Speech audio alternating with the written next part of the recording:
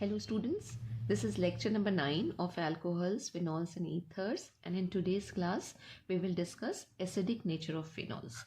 Acidic nature of phenol का मतलब कि phenol में जो OH ग्रुप लगा होगा, ये phenol का स्ट्रक्चर है. इसमें जो ये OH है तो ये OH में जो H है वो प्रोटॉन के फॉर्म में निकलेगा, यानी फिनॉल जो है वो प्रोटॉन डोनेट करता है या H+ डोनेट करता है, राइट. और जब ये H+ डोनेट करेगा तो जो आयन बनाएगा उसको हम बोलेंगे फिनॉक्साइड आयन. ये ऑक्सीजन के ऊपर नेगेटिव चार्ज आ जाता है और लोन पेयर्स आ जाएंगे ऑक्सीजन के ऊपर. तो फिनॉल जो है वो बेसिकली क्या कर रहा है, प्रोटॉन डोनेट कर रहा है. प्रोटॉन डोनेट कर रहा है तो वो एसिड की तरह बिहेव कर रहा है. इसके एसिडिक नेचर को सपोर्ट करने के लिए हमारे पास कुछ रिएक्शंस भी हैं. जैसे जिस तरह से हम कार्बोक्सिलिक एसिड्स को टेस्ट करते थे या करते हैं with the help of litmus paper, हम फिनॉल को भी टेस्ट कर सकते हैं. और फिनॉल जो है वो ब्लू लिटमस को रेड में कन्वर्ट करता है, बिल्कुल वैसे ही जैसे कार्बोक्सिलिक एसिड्स करते हैं. तो फिनॉल कन्वर्ट करेगा या चेंज करेगा blue litmus to red, changes blue litmus to red. और हमें पता है कि एसिड ही क्या करते हैं, वो ब्लू लिटमस को रेड में कन्वर्ट करते हैं.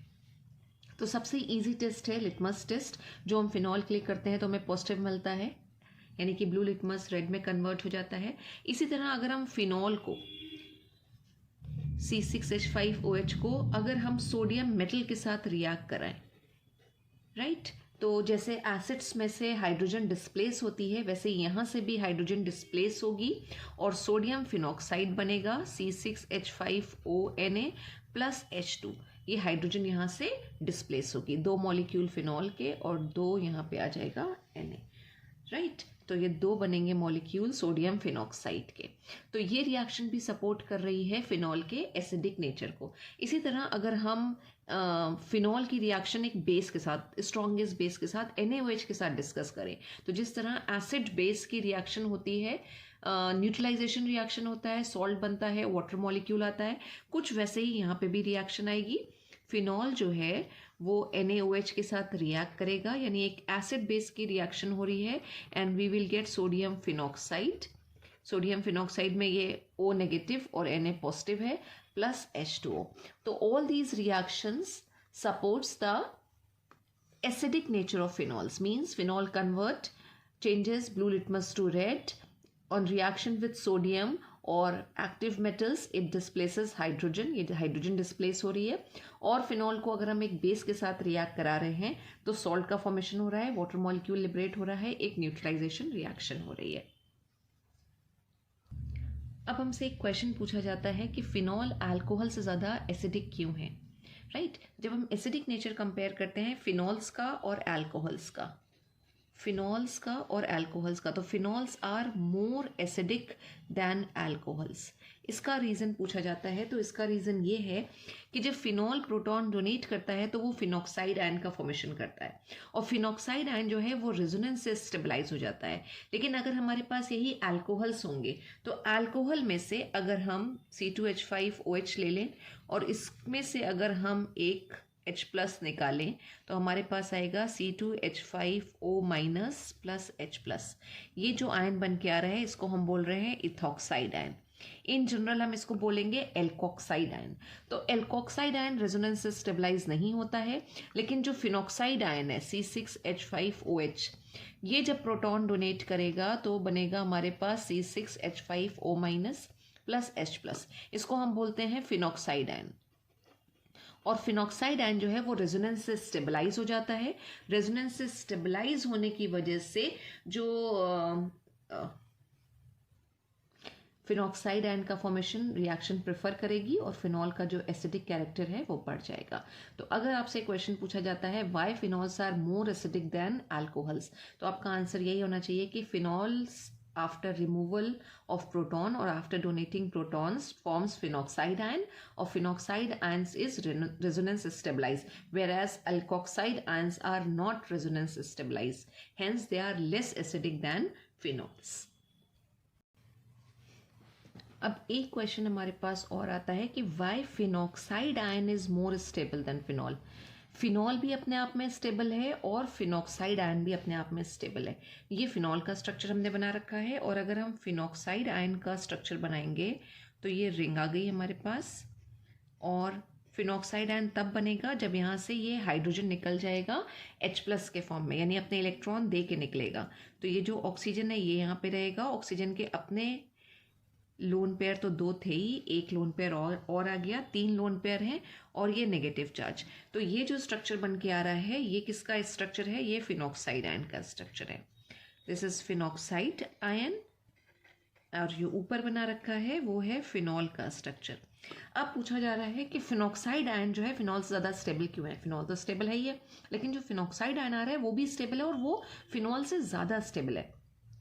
तो बेसिकली हम यहाँ पे क्या फैक्टर देखेंगे जिससे हम बताएंगे कि फिनॉक्साइड आयन फिनॉल से ज़्यादा स्टेबल आ रहा है। अगर हमें बताना होता है स्टेबिलिटी तो हम किसके बेसिस पे बताते हैं?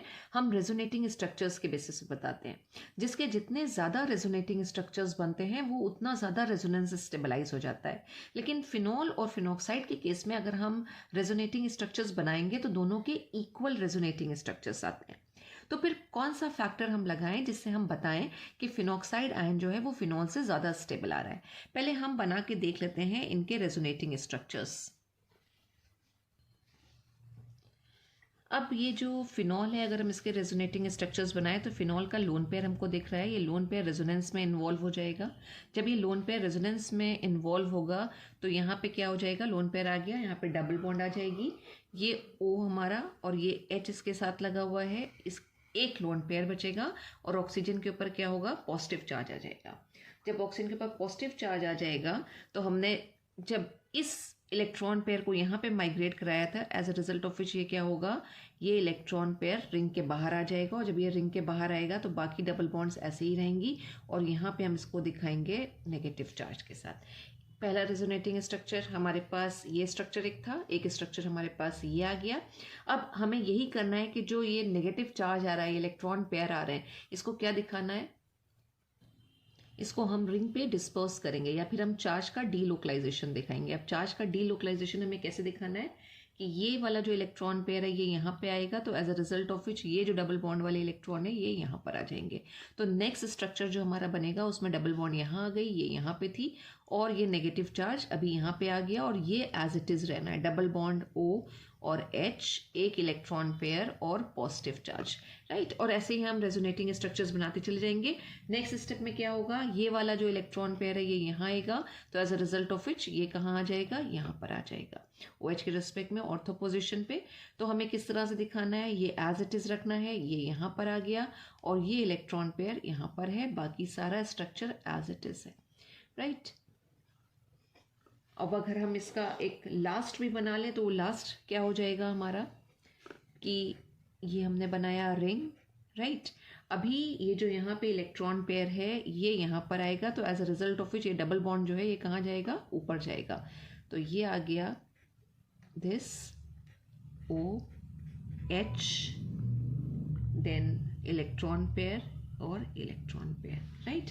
तो ये रेजोनेटिंग स्ट्रक्चर्स बन रहे हैं अगर हम फिनॉल के बना रहे हैं। सेम वे हमारे पास फिनॉक्साइड आयन के भी रेजोनेटिंग स्ट्रक्चर्स आएंगे। फिनॉक्साइड आयन का स्ट्रक्चर ये है, रिंग है, इसके ऊपर ये सिंगल बॉन्ड O और 3 लोन पेयर है और नेगेटिव चार्ज आ रहा है, राइट। ऑक्सीजन एटम लगा हुआ है। अब ऑक्सीजन के जो इलेक्ट्रॉन पेयर है ये रेजोनेंस में इन्वॉल्व होगा। जब रेजोनेंस में इन्वॉल्व होगा तो ये डबल बॉन्ड O आ गई, ये आ गया, और ये ऑक्सीजन के इलेक्ट्रॉन पेयर प्रेजेंट हैं। अब ऑक्सीजन पर कोई नेगेटिव चार्ज या पॉजिटिव चार्ज नहीं है, और इस केस में क्या था? ऑक्सीजन के ऊपर पॉजिटिव चार्ज था, राइट। और बाकी क्या हो जाएगा जब हम इसकी बात करेंगे? तो ये इलेक्ट्रॉन पेयर को हमें बाहर लेना पड़ेगा, तो यहाँ पे ये हो जाएगा, एज इट इज़ रहेगा, और ऐसे ही हम बनाते चले जाएंगे सारे रेजोनेटिंग स्ट्रक्चर्स। ऑलराइट, तो ये वीडियो पॉज करके बाकी के भी फिनॉक्साइड आयन के रेजोनेटिंग स्ट्रक्चर्स ड्रॉ कर दिए। यू कैन काउंट फिनॉल और फिनॉक्साइड दोनों के रेजोनेटिंग स्ट्रक्चर्स या नंबर ऑफ रेजोनेटिंग स्ट्रक्चर्स दोनों के बराबर आ रहे हैं। तो अब हमें देखना क्या है कि जब आप इसको देखोगे, फिनॉल के रेजोनेटिंग स्ट्रक्चर को देखोगे, तो यहाँ पे आप देखिए फिनॉल में क्या हो रहा है, पॉजिटिव चार्ज भी है, नेगेटिव चार्ज भी है। लेकिन जब फिनॉक्साइड आयन को हम देखेंगे तो फिनॉक्साइड आयन पे क्या हो रहा है, नेगेटिव चार्ज आ रहा है, और उसके बाद ये नेगेटिव चार्ज रिंग पे ही है, रिंग पे डीलोकलाइज्ड हो रहा है, और ऑक्सीजन के ऊपर कोई भी चार्ज प्रेजेंट नहीं है, लेकिन यहाँ ऑक्सीजन के ऊपर पॉजिटिव चार्ज प्रेजेंट है। ठीक है, इसको हम बोलते हैं चार्ज सेपरेशन। अब हम चार्ज सेपरेशन के बेसिस से बताएंगे कि कौन ज़्यादा स्टेबल होगा, कौन कम स्टेबल होगा। तो फिनॉल में क्या हो रहा है, चार्ज सेपरेशन हो रहा है, पॉजिटिव और नेगेटिव दोनों चार्जेस प्रेजेंट हैं। तो जब एक पॉजिटिव यहाँ नेगेटिव प्रेजेंट होगा तो क्या करेगा, ये दोनों एक दूसरे को अट्रैक्ट करेंगे, और जब अट्रैक्ट करने की कोशिश करेंगे, दोनों में अट्रैक्शन होगा, तो ये क्या होगा, इसकी स्टेबिलिटी कम हो जाएगी। लेकिन यहाँ पे ऐसी कोई सिचुएशन नहीं है। जो ऑक्सीजन है उसके पास अपने 2 लोन पेयर है, और जो नेगेटिव चार्ज है रिंग पे डिस्पर्स हो रहा है, राइट।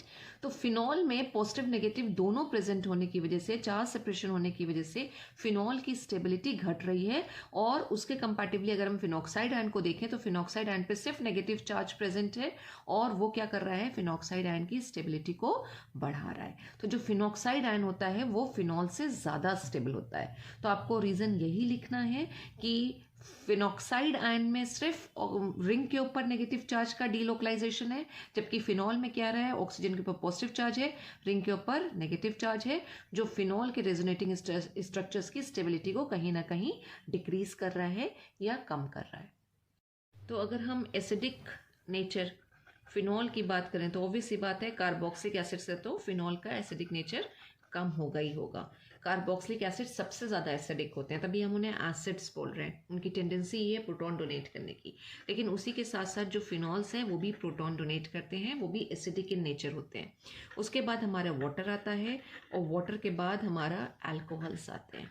तो जब हम एसिडिक नेचर की बात करेंगे तो ये ऑर्डर आता है। अब अल्कोहल में भी आप याद रखिएगा कि मिथाइल अल्कोहल को छोड़ के सारे अल्कोहल वाटर से भी कम एसिडिक इन नेचर है, लेकिन मिथाइल अल्कोहल का नेचर जो है, एसिडिक नेचर जो है, वो वाटर से ज़्यादा होता है। तो अगर हम इसको फिर से बोलें तो जो ऑर्डर होगा वो होगा carboxylic acid, phenols, methanol, water, and फिर उसके बाद all the phenols except methyl alcohol.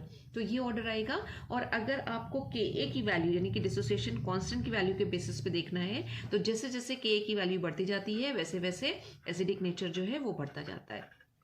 यानी जितनी ज़्यादा Ka की वैल्यू होगी उतना ही ज़्यादा क्या होना चाहिए, हमारा एसिडिक नेचर होना चाहिए।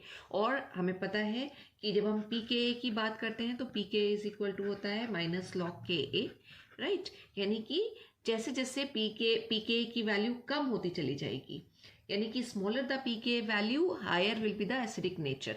तो pKa के साथ अगर हम रिलेशनशिप की बात करें तो pKa is inversely proportional to acidic strength और एसिडिक नेचर।